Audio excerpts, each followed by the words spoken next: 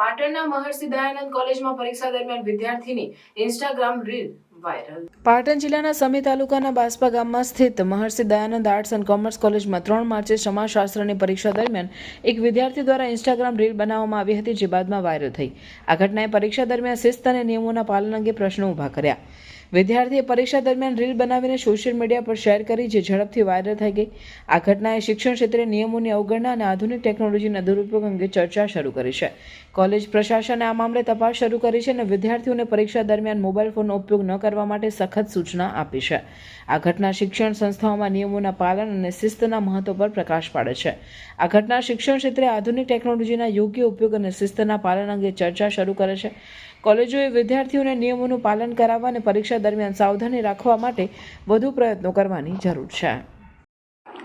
નમસ્કાર, જય હિન્દ, જય ભારત। હું યુવરાજસિંહ જાડેજા। ગુજરાતના પરીક્ષા યુગમાં ફરી એક વખત અંધેરી નગરી અને ગંડુ રાજા જેવું શાસન ચાલતું હોય એવું સામે આવ્યું છે। જી હા, આજ વખતે ગુજરાતની અંદર અલગ અલગ કોલેજોમાં ઇન્ટરનલ પરીક્ષાઓ ચાલુ રહી છે અને એ ઇન્ટરનલ પરીક્ષાઓમાં જે પાટણના સમી ખાતે બાસ્પા આવેલું છે, એ બાસ્પાની મહર્ષિ દયાનંદ આર્ટ્સ એન્ડ કોમર્સ જે કોલેજ છે, તેમાં એક વિદ્યાર્થી પરીક્ષા વર્ગખંડની અંદર એ મોબાઈલ લઈને પહોંચે છે। એટલું જ નહીં, પરંતુ ચાલુ પરીક્ષા દરમિયાન એ મોબાઈલની અંદર ઇન્સ્ટાગ્રામમાં એક રીલ અપલોડ કરે છે, જેમાં એના હાથમાં પરીક્ષાનું પ્રશ્નપત્ર પણ છે, ઉત્તરવાહી પણ છે અને બિંદાસ અને બેખૌફ રીતે એ રીલ અપલોડ કરી રહ્યા છે। એટલે પ્રશ્નો તો ઘણા બધા અને સવાલો ઘણા બધા પેદા થઈ રહ્યા છે કે પહેલાં તો ચાલુ પરીક્ષામાં આ રીલ અપલોડ કઈ રીતે થાય છે, કેમ કે ત્યાંના નિરીક્ષકો શું કરી રહ્યા હતા, ક્લાસરૂમના સુપરવાઇઝર શું કરી રહ્યા હતા કે એક વિદ્યાર્થી ચાલુ પરીક્ષા દરમિયાન આ રીતે ક્લાસરૂમની અંદર એ મોબાઈલ લઈને પહોંચી જાય છે। અને આ જોવા જઈએ તો કંઈ નવું નથી અમારા માટે, અને હું આને બેદરકારી કે લાપરવાહી સમજતો જ નથી,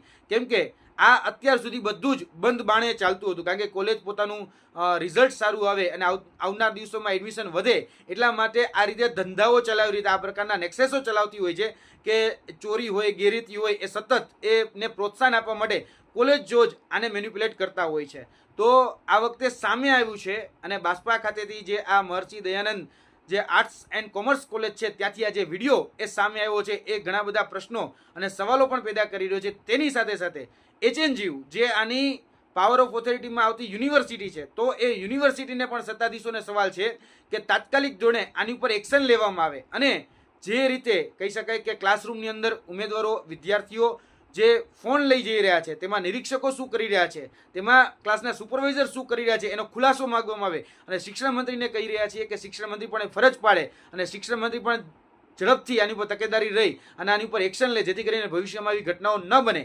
અને જો કોલેજ પાકસાફ હોય અને આ પ્રકારની કોઈ જ પ્રકારની ગેરરીતિ ન થઈ હોય તો કોલેજ પણ પોતાની જે સંસ્થાનોમાં લેવાયેલી તમામ પરીક્ષાના જે પેપર હોય એ દરમિયાનના CCTV જગ જાહેર રીતે પોતાના માધ્યમોથી એ અપલોડ કરે, જેથી કરીને હું પણ ખોટો પડી શકું જો મને ખોટો પાડવું હોય તો।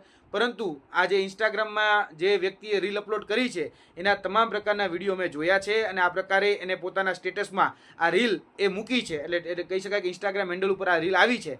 જેથી અમે ટ્વિટરના માધ્યમથી તમામ જાહેર જનતા અને કહી શકાય કે ગુજરાતના શિક્ષણ મંત્રી આદરણીય કુબેરભાઈ ડિંડોર અને ગુજરાતના મુખ્યમંત્રી ભૂપેન્દ્રભાઈ પટેલ સુધી આ વાત પહોંચે અને આની ઉપર એક્શન લેવાય, એ જ અમારી અહીંયા માધ્યમથી વિનંતી છે કે તાત્કાલિક ધોરણે આની પર એક્શન લેવા જોઈએ, જેથી કરીને આ રીતના જે પણ ગેરરીતિ, ગોબાચારી કે ગોટાળા થઈ રહ્યા છે એ અટકી શકે, કેમ કે આ ખૂબ ચોંકાવનારો જે કિસ્સો છે એ ગુજરાતની અંદર સામે આવ્યો છે। એટલે આ તંત્ર ઊંઘતું ન રહે અને તંત્ર ઝડપથી આની પર કાર્યવાહી કરે એવી અપેક્ષા રાખીએ। જય હિન્દ, જય ભારત।